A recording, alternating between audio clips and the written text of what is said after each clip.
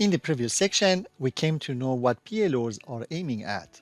Now, let us have a look at the proposed solution, namely to see how a well-crafted definition can address our concerns by laying down a strong foundation for any learning activity.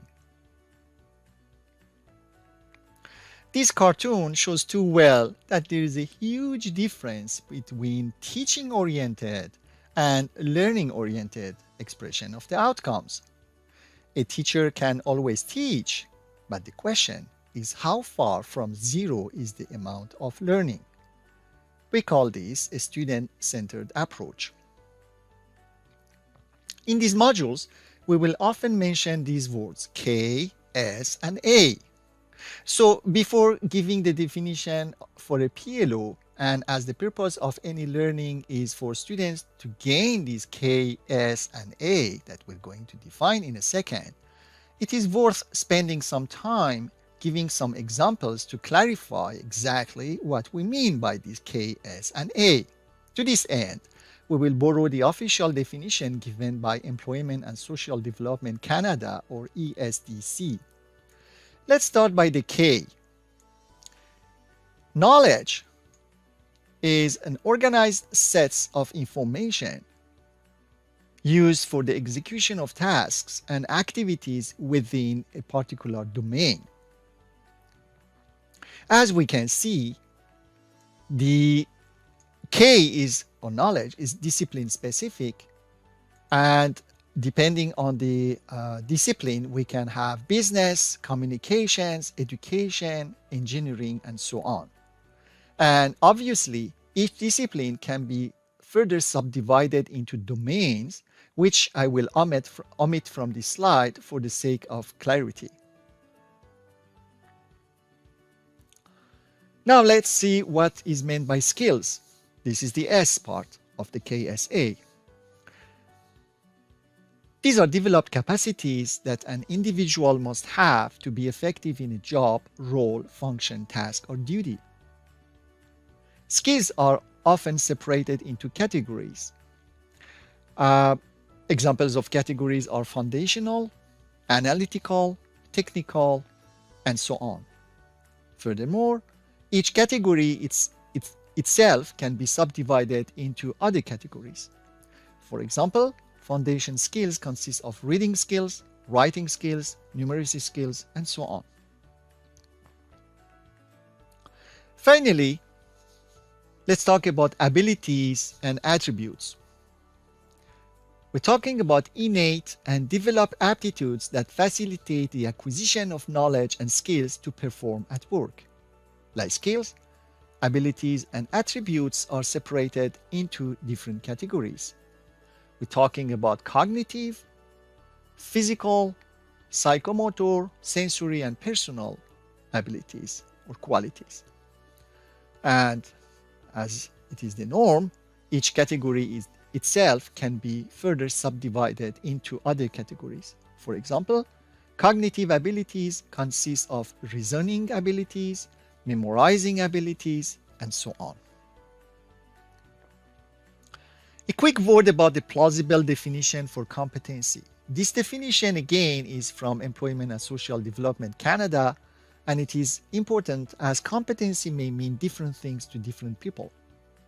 According to them, competency is defined as the combined utilization of personal abilities and attributes, skills, and knowledge. So these are the KSA, but in the reverse order, to effectively perform a job, role, function, task, or duty. As we can see, the idea is to call competent a person who can utilize his or her set of K, S, and A to perform an action. So, a person is called competent with respect to a certain action if that person is able to demonstrate ability to perform the said task at the required level using the corresponding set of KSA. In this sense, competency is always tied to a specific action. For example, if we say that this person is competent in running this organization, this would mean that the individual in question knows how to use the set of K, S, and A to efficiently manage the organization. With this, we are ready now for a definition of a program learning outcome. Let me read it to you. A program learning outcome is a clear statement of what students should be able to do at the end of a course or training to demonstrate that they have acquired the required knowledge, skills, and abilities or attributes at the specified levels of performance. Let's zoom in on some of the characteristics of this definition. The first aspect is the emphasis on what students should be able to do so that they can demonstrate their capability in terms of knowledge, skills, and abilities. This is in sharp contrast with students possessing some knowledge and just assuming that they would be able to perform a specific task because they have that knowledge. Let's take an extremely simplistic example. You can't get a driving license even if you know very well how to answer textbook questions on driving.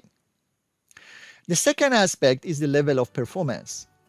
The PLO will need to be formulated in such a way that it conveys the adequate level at which a student is expected to perform. Of course, we assume that a person sufficiently familiar with the discipline and its domain is making sense of the PLO. Which brings us to an interesting point. The focus of the learning outcome is to articulate very clearly and concisely the set of knowledge, skills, and attributes learners will acquire. Again, we can see the sharp contrast to only stating what knowledge students will gain and how students will be able to demonstrate their capabilities by putting the main focus on students' products, artifacts, or performances. We call this a student-centered approach. And how do we do that? By using statements aligned with universally accepted best educational practices. More on that later.